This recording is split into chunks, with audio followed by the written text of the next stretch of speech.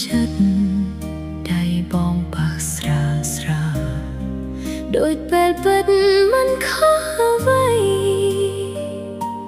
ក្លិនកាយដែលធ្លាប់ស្គាល់ធ្វើឲ្យបេះដូងរលាយបើសូវបានណាស់คล้ายជាការពិតអូនមិនចង់ភ្ញាក់ឡើយ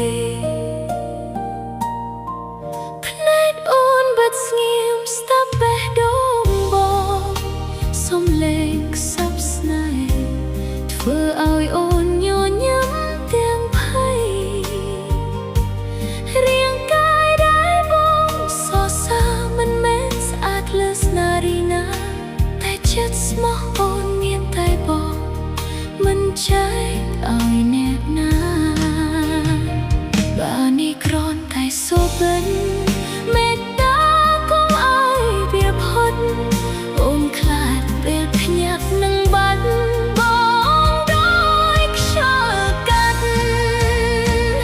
អូនក៏អាចបងក្នុងសូពិនដូចគ្នាបេះដូងបងខ្លាំងពេលបងនិយាយថាស្រឡាញ់អូន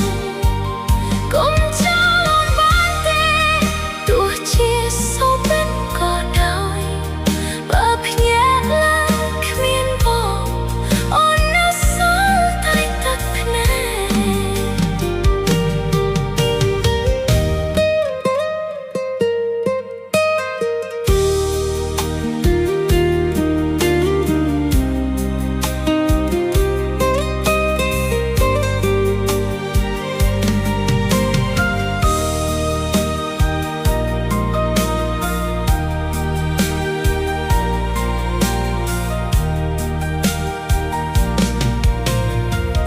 ពេលភ្លឺថ្ងៃមកដល់អូនស្ងប់ស្ងាត់តែអ្នក